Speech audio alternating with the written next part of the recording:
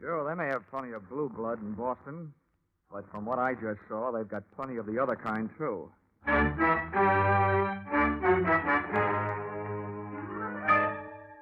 This is another in the adventures of America's fabulous freelance insurance investigator, Johnny Dollar. At insurance investigation, Johnny Dollar is only an expert. At making out his expense account, he is an absolute genius.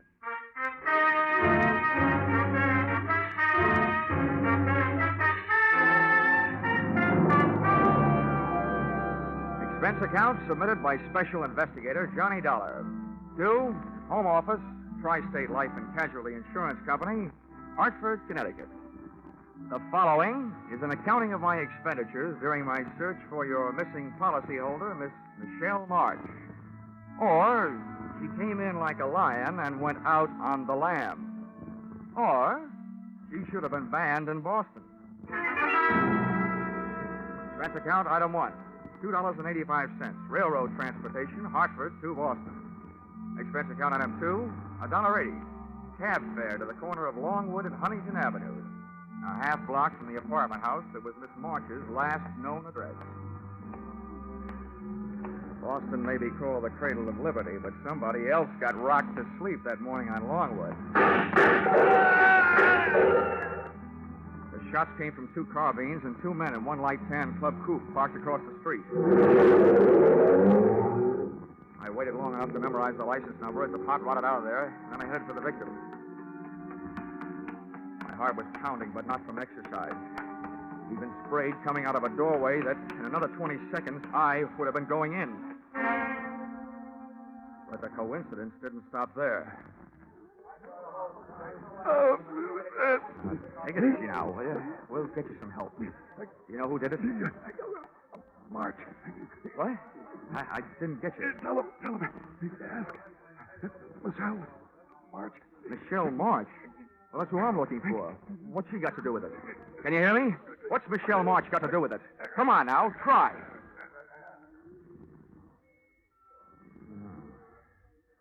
I wonder if I should have stayed in Hartford. But it happened. I sure heard it. Like a shooting gallery. I was inside the shop, and, brother, that's where I stayed. Hey, mister, how is he? Can you tell? Yeah. Let's just say you don't need to stand back to give him air.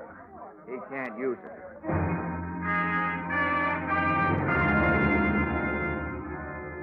While the 2 limelight-happy characters from the crowd argued about who was going to notify the police, I disappeared from the scene by way of that desk doorway, pausing inside just long enough to learn from the buzzer panel that Michelle March's apartment number was, unluckily, 213.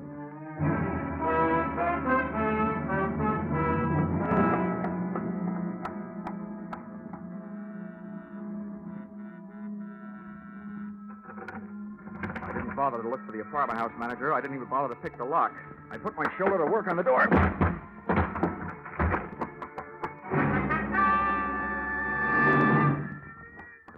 Apartment to search, but it didn't offer anything to find. The only thing even faintly resembling a lead I found on the floor behind the bureau. A book of matches that advertised Boston's best bar by far, Flannery's, with an address on Washington Street. About then I decided that rather than being found at the scene of breaking and entering, I'd look up the police at the scene of murder.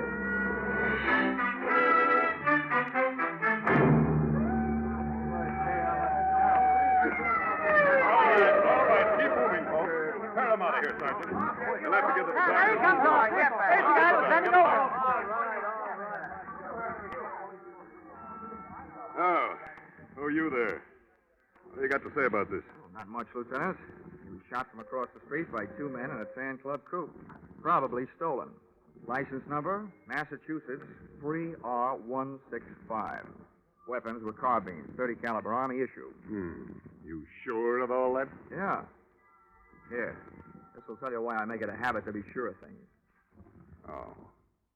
Dollar. Insurance investigator. Uh-huh. Hartford. Well, in a way, that makes 2 of you. Huh? I'm Lieutenant Bell Dollar. Sergeant Major. The dead man was a local detective. Private license, good business. And a bad reputation. Name of? Something I can't pass out right now. Well, look, here's why I'm interested, Lieutenant.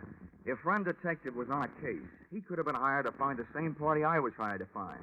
And since he was blasted at said party's last known address, it could be that somebody doesn't want said party found, which paints an interesting but gloomy picture of my future. Who is this said party? A girl, Michelle Marsh, reported a missing persons in New York yesterday by a worried sister, who was also the beneficiary of a $25,000 insurance policy owned by Miss Marsh. The insurers, Tri-State Life, got the report from missing persons and hired me to find her. You think she's dead? I'll tell you when I find her. Yeah. Now, what makes you think the deceased might have been looking for her, too? Because he mentioned her name just before he went bye-bye. Where are you staying, Dolly? Just in case we need you. Cartwright Hotel. Now, look, Lieutenant. You've got a murder and I've got a missing person. You can loaf if you want to, but I'm eager. I want to talk to the apartment house manager. Any objections? No. Go right ahead, Dolly. Good luck to you.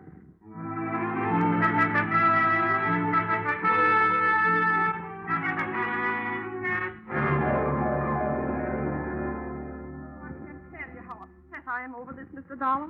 I've managed rooming houses for over 30 years in Boston, some very nice ones, too. This is the first murder I've ever had. Oh, why did fate point at me? Fate didn't point, Mrs. Macy. The gentleman was knocked off because he was involved with one of your tenants. Oh, that's impossible. I've tried so hard. References and my own personal observation. Oh, I'm glad to hear that, Mrs. Macy. In fact, the more personal your observations were, the gladder I'll be. Well, it isn't that I snooped, Mr. Dollar. Oh, of course not, Mrs. Macy. Who was it? Michelle Marsh, 213. Oh, she's a lovely girl. But her habits were quite irregular. Often came in late. Oh. I understand she hasn't been staying in her apartment for the past 2 weeks. Do you know where she went? I know, but I did happen to be just outside her door when she came out with a suitcase and her gentleman caller. Her employer, I believe she said. Something about some work they had to do in the country. Uh-huh. She leave a forwarding address? She had little reason to do that. Why, all the time she's been here, the only letters she's gotten is from somebody in Chicago. One a month. A man, I'd say, from the penmanship. Didn't get one this month, though. Do you, by any chance, remember what those letters said? Oh, you young upstart. I'm only trying to help. I know, Mrs. Macy. You're a lovable old gossip.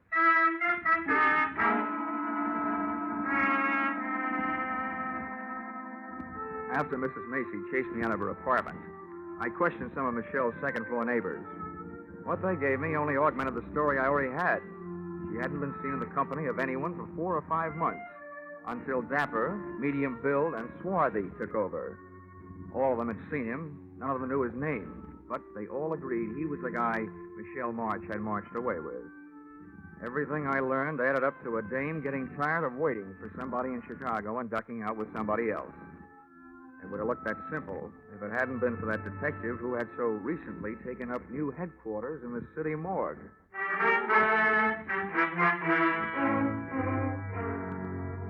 Expense accounts, item 3, $4.75, drinks and dinner. After which, expense accounts, item 4, $180, taxi ride, taken on the strength of the weak clue I found on Michelle's apartment floor. The match folder from Boston's best bar by far, Flannery's. Flannery's look like they wouldn't want to know how old you are, but how many stretches and in what prisons. Above a row of greasy bottles, the wall behind the bar was covered with pictures of fighters, right from old John L. up to Rocky Graziano. But none of them looked as brutal as the 8 or 10 gorillas who had their feet on the brass rail. I decided this was no place to ask for a lady, so I asked for a drink. Yeah? Straight rye, double.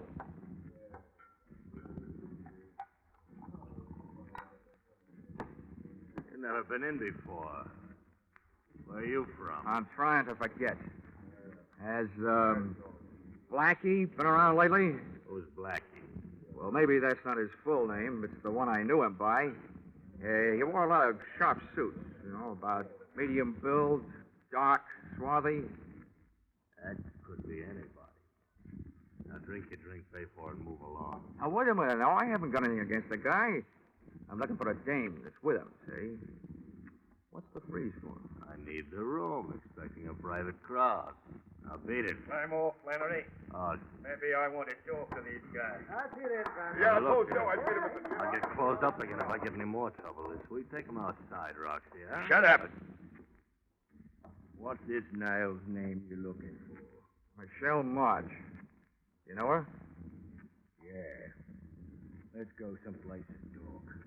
Thanks for the invitation, but let go of the arm. You get gangrene when the circulation is cut off. Sorry. Come on. What makes you so upset about the lost Michelle? What do you want with Louis Marine? Louis Marine. If he's the guy she's with, all I want him to do is to point her out. You and me might get along at that. It'd be worth plenty to look out. Get this sidewalk. Hey!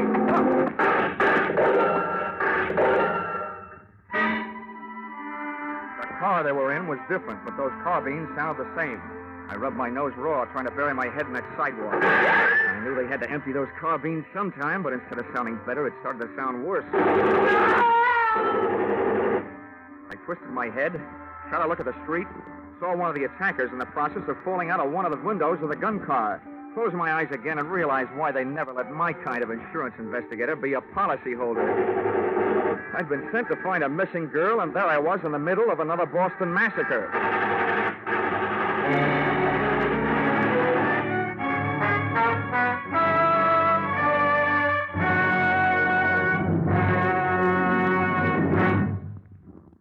You are listening to Yours Truly, Johnny Dollar, starring Charles Russell.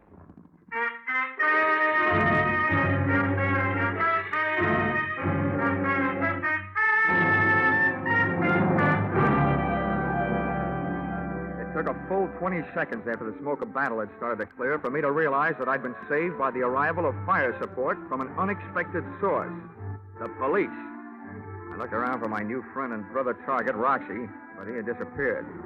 A wave of suspicion broke over my flow of thought with this question. How did it happen that all those cops with all those guns just happened to be in all those hiding places waiting for those gunmen to drive up and open up? Answer, a hunter's stew like that usually calls for a pigeon. I didn't feel like flying, but I did, straight back to my hotel, with one landing and a newsstand. An evening paper gave me everything else I needed, except the feathers. But I wasn't exactly cooing when I got to my hotel room phone and put a call through to the Boston police.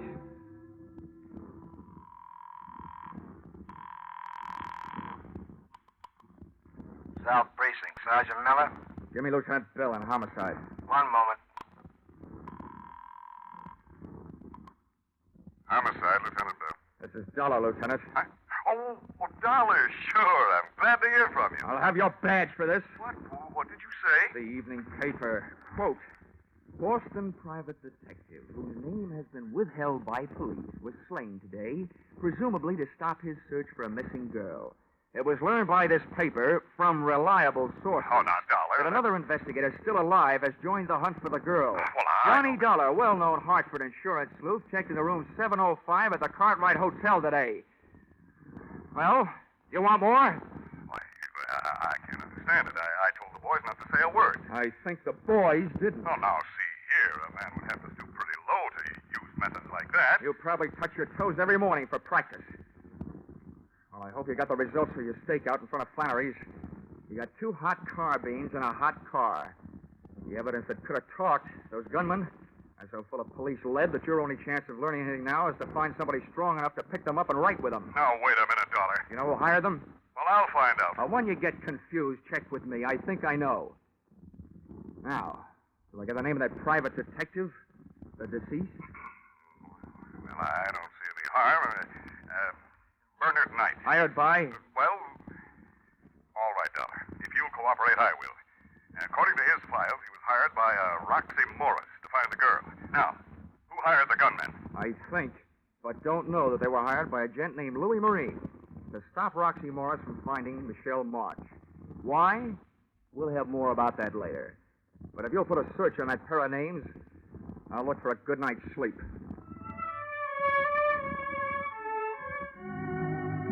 And after that sidewalk, it was easy to find.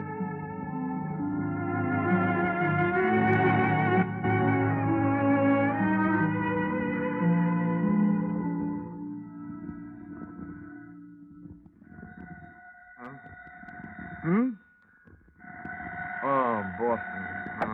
Hello. Good morning.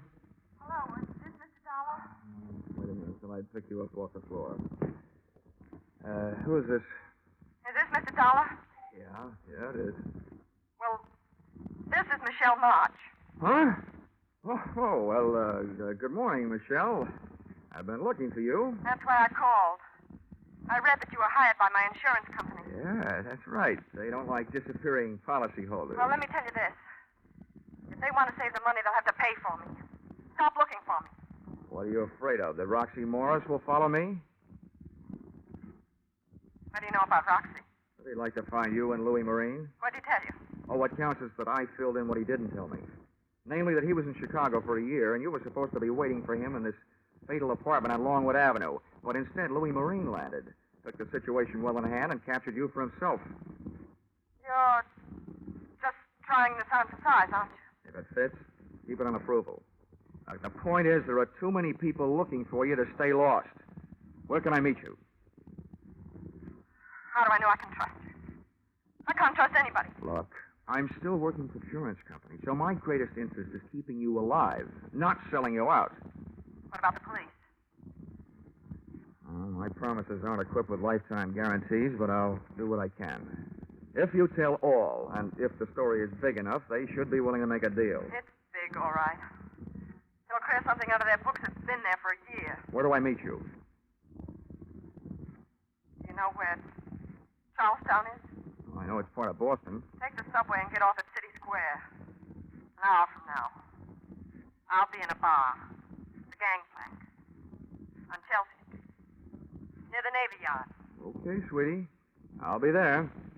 Up until now, whoever's been doing the shooting has used everything but battleships. Even though Michelle's story sounded like trap bait, cheesy indeed, I had to take a chance. I dove into a cab and had the cab dive into the top of Hanover Street and down to Boston's North End. Playing quiz games with strangers in that section is called Take It or Lump It. But a few well-placed 20s led me to a neighborhood undertaker who had the officially unproved reputation of creating a large demand for his own services. We swapped donations. I gave him $50, and he gave me a large out of the corner of his mouthful.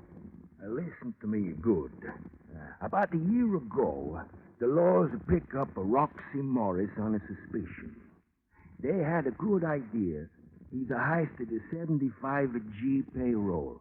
But there were no witnesses. He didn't leave none. Roxy knew they'd watch him, so he hightailed it out of town. But he didn't take the loot with him. The boys around here got it back on the grapevine. He was suffering from the shorts. So everybody figured he had the dough stashed away somewhere right around here. Is that all? Have you got anything else to tell me? Yeah. Goodbye. I didn't like the way that undertaker said goodbye. I legged it up to the subway station marked Union, went down in and caught a train for Charlestown. Once at City Square, a 3-block walk down Chelsea Street produced the Gangplank Bar, which in turn produced that nose-bruising smell which comes from slopping beer on sawdust. Out of place in the place sat Michelle Marsh. She was a good looker, with a bad look. And if I had been Roxy Morris, I would have elected her the last national bank. I flopped into a booth beside her. She turned her head my way, looked me straight in the kisser, blew a smoke ring at me, and popped 2 words through it. You Dollar? Yep, I'm Dollar. You March? I'm Michelle March. Well, so far so good. It's nice hearing you breathe. That means Tri-State Insurance can keep its nice $25,000. Only if you keep me this way, Mr. Dollar. And that might prove to be a difficult thing to do. Oh, maybe not so difficult. Why not? Well, you indicated yourself that your magnetic personality might suddenly attract a few steel-jacket bullets. That means there'll have to be somebody to pull the trigger. So all I have to do is to sit around and see who tries to take a shot at the target. You. And we've got our man. It's not that easy. I'm in trouble 3 ways. And it's hard to see 3 ways at once. Look, I know all about Roxy Morris. He swiped $75,000 and gave it to you to mine. You don't know the half of it. 2 months after Roxy was gone, a guy named Louis Marine came to me with a story that Roxy had sent for $20,000. I gave it to him. Then he told me that Roxy had never sent for him. And that if I squawked, he'd convince Roxy that I'd fallen in love with him and just given him the money. Either that or he'd tip off the police. He had me going and coming. Nice fellow. He wouldn't leave me alone. He made me give him $15,000 more of Roxy's money. And 2 weeks ago, I got word through to Roxy in Chicago. He blew up. Turned on me. I've been running from him ever since. He wants his $75,000, all of it. And I haven't got it. Oh, seems like you've been taking chances all the way. Now, you know what I want you to do? No, what? Take one more.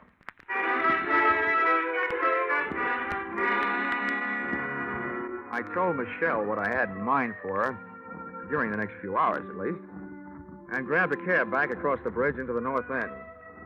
Expense account item 5, $50. Another donation to my expensive undertaker. This time I paid him for talking, but not to me. Then I took over the telephone and dialed my way through to the guy to whom I was about to give a chance of becoming the ding-dong daddy of the Boston Police Force, Lieutenant Bell. Yes, Dollar, this is Lieutenant Bell. Bell, how would you like to get the goods on Roxy Morris? I'd like it fine. Okay. And along with that, how'd you like to pin a receiving stolen property rap on Louis Marine? I hope you aren't just being salty, Dollar. I'm not, Lieutenant.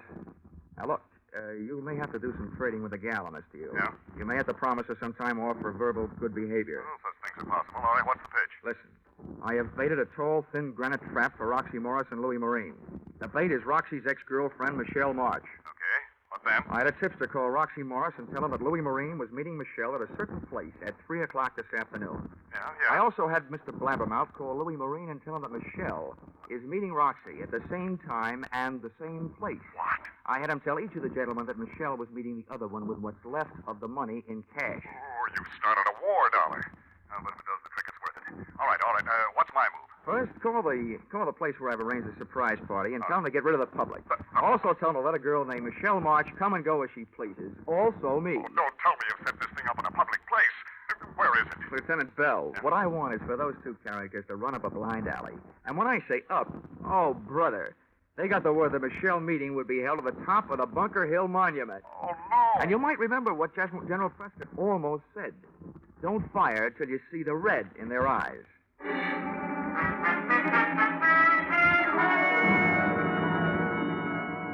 I was back in Charlestown and at the base of the Bunker Hill Monument at 2:45. The door of the museum at the bottom was open, but a state park officer stood by its side. I told him who I was, and he nodded me through the bronze doors. Officer, did Miss March get here? Yes, sir, young man. She went up the shaft. Oh, well, look, can I run the elevator myself? There isn't any elevator. Just steps 200 to 300. Oh. Ow, this may be going to heaven the hard way, but here goes.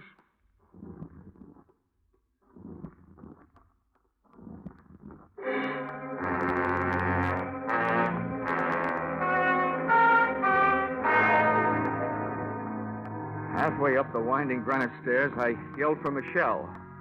But she either didn't hear me or just didn't want to answer. I kept going and hoping. As I came closer to the top, I tried yelling again. Still no answer. Finally, I made it. Up into the observation landing at the top. Michelle was there. She still wouldn't talk, but she had written me a note. Beside her crumpled figure was a vial that hadn't been filled with perfume. The note was short and to the point. Dear Johnny Dollar, I still want to help, but I hadn't better be around here alive when everybody gets here. And it was signed Michelle. As I've been over to see what kind of bye-bye medicine she'd taken, I heard something that might mean a sudden dose of lead to the head for me. Either Morris or Marine had landed, and there I was stuck at the top with a bait that had suckered them into a trap, which suddenly turned out to be mine.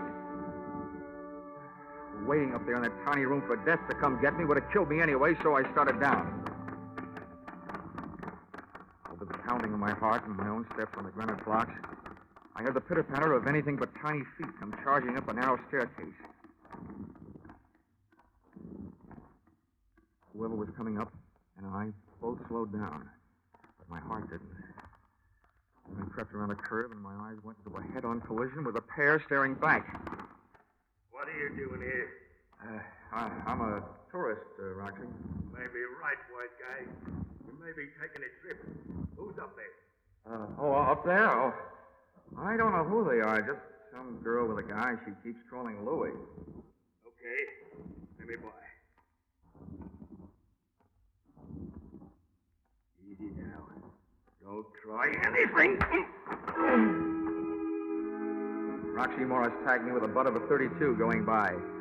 But lying there with my head against the cold granite inside wall of the monument brought me back. And conscious was a very dangerous condition for me to be in, because charging up the stairs came another pair of unfriendly feet that couldn't have belonged to anybody but Louis Marine. Who are you? What are you doing here? Well, up until somebody hit me on the head, I was tailing Roxy Morris and his girl. They're up there? Sure, Louis. Yeah, they're up there. Then let me by. Come on. Get up out of my way. Okay. Go ahead, by. Yeah. But wait a minute. I got an idea. Come on, chum. Ahead of me. Up you go. You can affront for me. Move!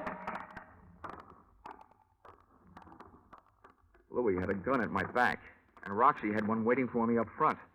We took the last few steps up to the top real quiet-like. When my eyes came level with the floor of the observation room, Roxy was bending over Michelle, but he snapped up in a hurry, and his right hand was loaded with heat. Louis pushed me ahead of him, up and in. I stood there between them, listening to them grind their teeth at each other, with one foot under Michelle's arm. Then I got two big shocks. A scream from Michelle just before she snatched my legs out from under me.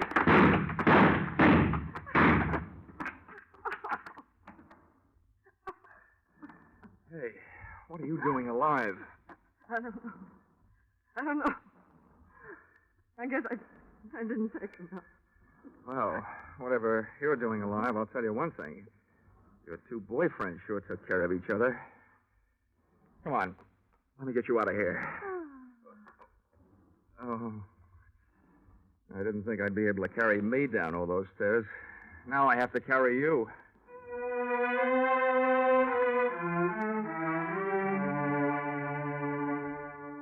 Expense account, item 6, $20.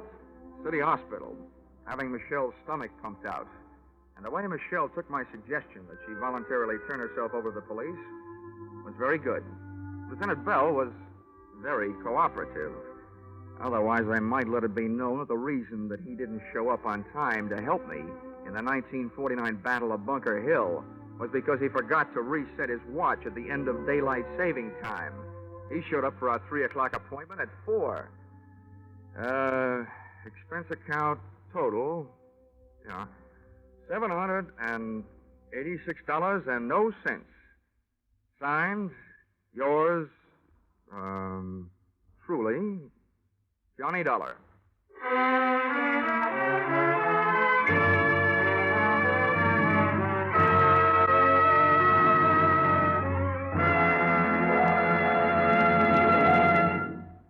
Yours truly, Johnny Dollar, is produced and directed by Gordon T. Hughes and stars Charles Russell with script by Paul Dudley and Gil Dowd. Featured in the cast were Bill Boucher, Myra Marsh, Dick Ryan, Larry Dobkin, Charles Seal, and Dorothy Lovett. The special music is written and conducted by Leith Stevens.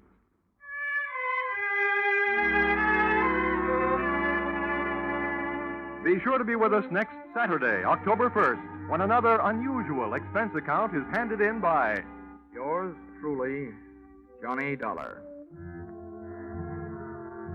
That's right. Yours truly, Johnny Dollar, will be heard on Saturday evenings starting next Saturday.